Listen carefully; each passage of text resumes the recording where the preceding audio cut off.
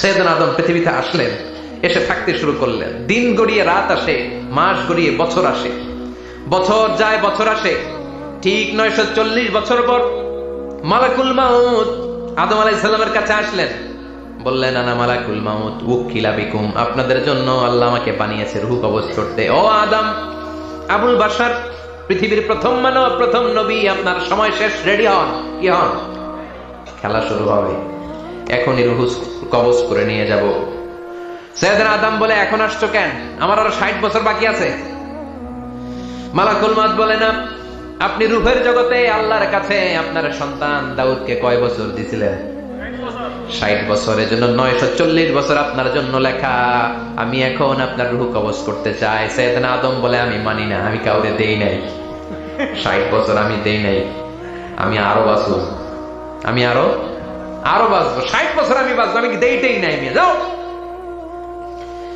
মালাকুল মাউত আল্লাহর যে বলে আল্লাহ দেয় নাই বলে, আসলে ভুলে গেছে। আসলে আফাতুল ইলমি আন নিসিয়ান, মানুষ ভুলে যায়, মানুষ বড্ড ভুলে যায়। আমরা অনেক সময় খাইয়াও কই খাই নাই। অনেক কিছু আপনি দিছিলেন কিন্তু ভুলে যাই, গলার নিচ দিয়ে নামার পরে কই তুমি কিচ্ছু দাও নাই। আছে না নাই?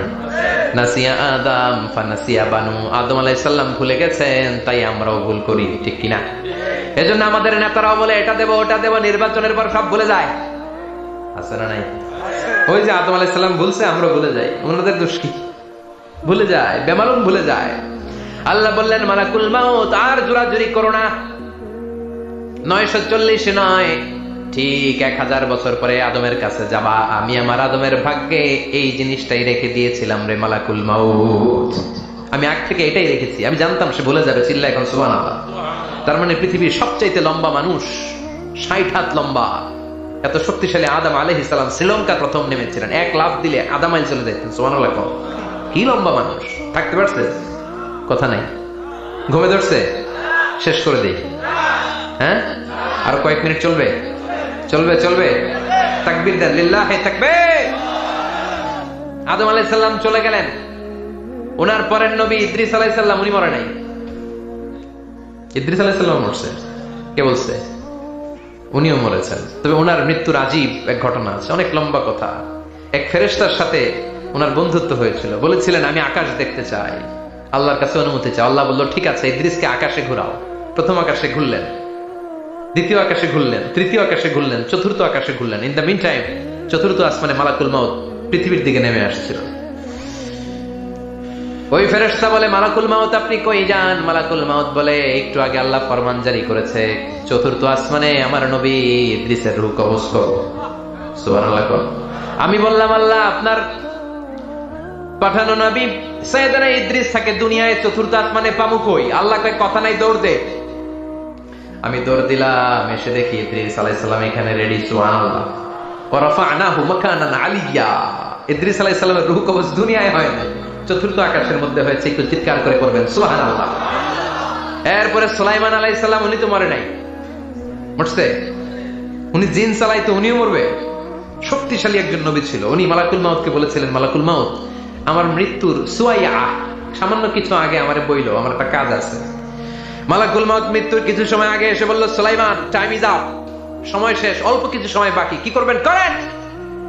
সাইয়েদনা সুলাইমান জিনদেরকে ডাকলো, ও জিনেরা, বিশাল একটা প্রজেক্ট আছে, প্রজেক্টে কাজ শুরু করো।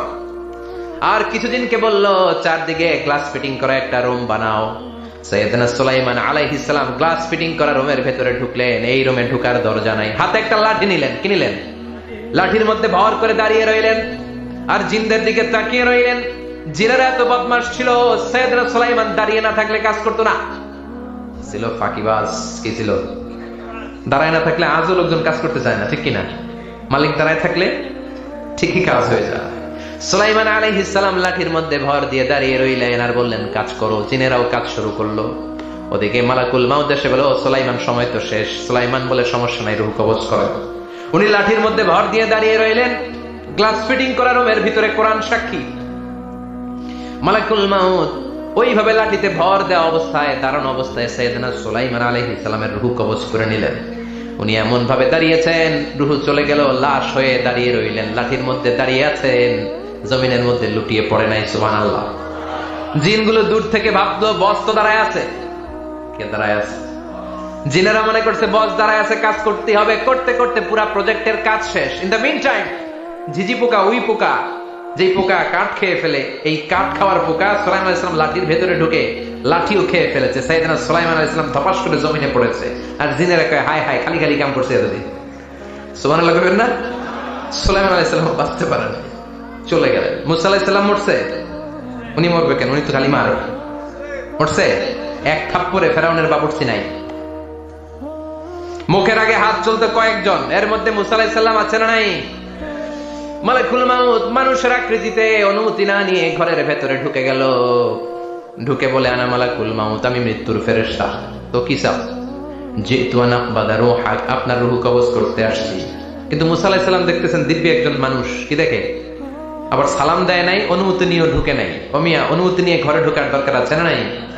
মুসা আলাইহিস সালামের মেজাজ বড় গরম। উনি বললেন কি করবি? কয় আপনারে মারমু। কয় এদিকে আয়।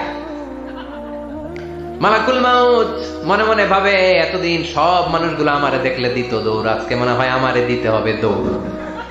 এক পা গায়ে দুই পা পেছায় সাহস করে সামনে গেলেন। আবার মুসা আলাইহিস সালাম দিলেন এরকম থাপ্পড়।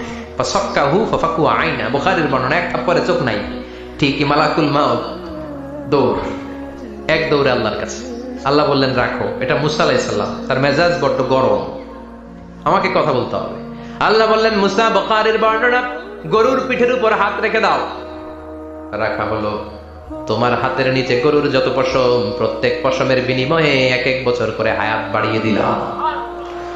মুসা আলাইহিস সালাম অনেক চালাক নয়, উনি বললেন আল্লাহ আমার হাতের নিচে যদি গরুর 2000 পশম থাকে, তার মানে 2000 বছর হায়াত বাড়িয়ে দিলেন, কিন্তু এক্সট্রা হায়াত যখন শেষ হয়ে যাবে এরপরে কি হবে? আগে ওইটা বলেন। আল্লাহ বললেন সুমাল মাউত, তারপরে তো মুসা মরতেই হবে, আসতেই হবে। সাইয়েদনা মুসা আলাইহিস সালাম বললেন ফাল আনা, তাহলে আর দেরির দরকার নাই, এখনই আমি আপনার কাছে চলে যেতে চাই। মালাকুল মাউত মুসা আলাইহিস সালামের রূহ নিয়ে উড়াল দিলেন। সুবহানাল্লাহ। বাঁচতে পারছে? বিশ্বনবী মরে নাই, উনি ইন্তেকাল করেছেন। চিল্লায় এখন ঠিক কিনা? ইন্তেকালের আগে বিশ্বনবী প্রচন্ড অসুস্থ হলেন। মা আয়েশারে ডেকে বললেন আয়েশা, মনে হয় আমি বাঁচবো না। ওই যে খায়বার বিজয়ের দিন, খায়বার দুর্গ বিজয় করার পরে এক ইহুদি মহিলা আমার দাওয়াত দিয়েছিল। ওই দাওয়াত খেতে যাওয়ার পরে গোশতের মধ্যে বিষ মাখানো হয়েছিল রে আয়েশা। ওই বিষ মাখানো খাসির গোশত খেয়ে যে ব্যথা আমার পেটে উঠেছিল, আজ আবার সেই ব্যথা উঠেছে। বিশ্ব নবী ওই বিষ খাওয়ানো গোশতের কারণে ইন্তেকাল করেছেন, তার মানে বিশ্ব নবীর শাহীদ। জামা আল্লাহু বাইনা নবুওয়া ওয়া শাহাদা, আল্লাহ বিশ্ব নবীকে শুধু নবী বানায় নাই, শহীদ হিসেবে কবুল করেছেন। সুবহানাল্লাহ করবেন না? প্রচন্ড অসুস্থ, উনি ছাড়া মসজিদে নববীতে কেউ ইমামতি করার সাহস পায় না। বিশ্বনবী বললেন আবু বকর তুমি যাও, আবু বকরও যায় না। বিশ্বনবী বললেন পানি আনো। বিশ্বনবী পানি দিয়ে ওযু করলেন। ওযু করে কয়েকজন সাহাবীকে ধরে উঠতে চাইলেন, আবার ধপাস করে বেহুশ হয়ে পড়লেন।